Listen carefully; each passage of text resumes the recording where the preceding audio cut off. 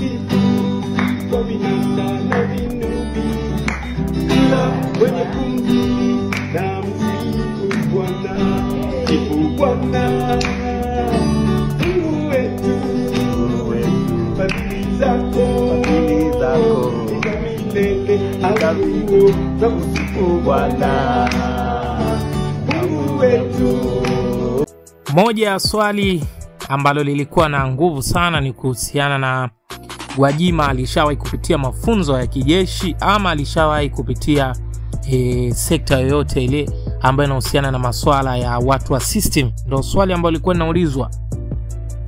Kwa nini watu walikuwa wanauliza hivyo baada ya kusikia kwamba Gwajima technique aliyotumia kutoroka? Ujue mpaka sasa hivi muda huu tunaozungumza hajulikani yuko wapi. Wengine wanasema yuko Ubungo, wengine wanasema yuko nje nchi, wengine wanasema hivyo.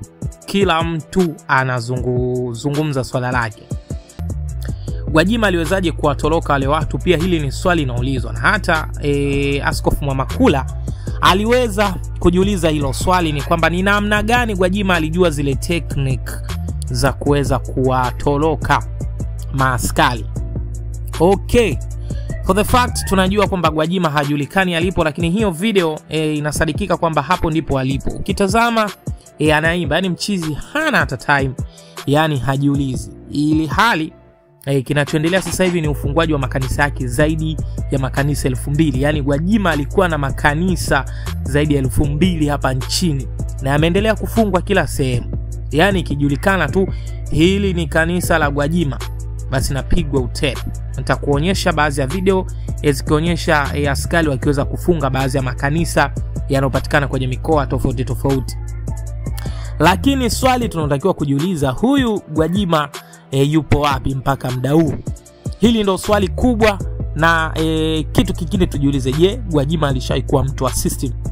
Kwanza nikukumbushe jinsi Gwajima alivyoweza kutoroka kutoka kwenye nukuu ya Askofu Mwamakula ambaye yeye alituma njiwa 5, lakini watu hawa waliweza kurudi na maswali lakini pia waliweza kurudi na majibu. Kwanza wanasema Gwajima aliveshwa nguo za kike baada ya kuona, unakumbuka kuna ile video ambayo Gwajima ilimuonesha akiwa anazungumza na wale wachungaji wenzake na akiwa anaongea akiwa amemzunguka. So kuna mtu akasema kwamba wale wachungaji kuna baadhi yao ni watu ambao wanaelewa vizuri technique za maaskari nini hivyo, yani kama ni watu wa system hivyo. Lakini kuna wengine wakasema kwamba wale walikuja kwa ajili ya kuweza kumshauri Gwajima ni jinsi gani ambavyo anaweza kuwatoroka askari kwa sababu amemzunguka. Na anasema kwamba Gwajima aliondoka mapema sana baada ya kuona askari wamezunguka, kwa hiyo akaamua wamtoe mapema, na alivyomtoa sasa hii ndo mbinu ambayo inaumiza sana watu kichwa. Anasema Gwajima alitoka kwa njia ya kujivisha nguo za kike, yani yeye alivaa nguo za kike akawa kama mwanamke halafu akatoka. Na alivyotoka kutoka na kundi la watu yani alitoka plain tena kawaida kabisa na akajifanya kama anaombewa pale nini, akatoka hivyo. Hii ni technique inayotumika na watu ambao ni ma-intelligentsia kweli kweli, yani watu wa system.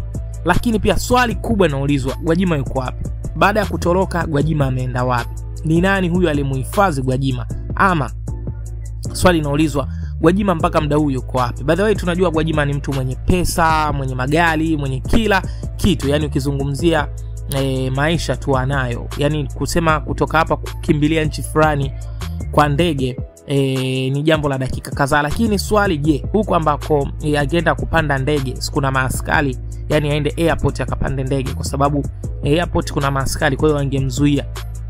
Lakini swali linaulizwa, hii Dar es Salaam imejaa sekta ya maaskari kila sehemu. Je, aliwezaje kutoroka? Hili swali linaulizwa na watu wengi sana, na mimi nimeshindwa kupata majibu. Hebu tujiulize maswali mawili. Je, Gwajima kweli ni mtu wa system? Je, Gwajima kweli ni mtu wa system? Lakini pia Gwajima yuko wapi? Hili ndo swali ambalo inabidi tuulizane hapa. So drop comment, komentisha kinoma noma. Bye bye.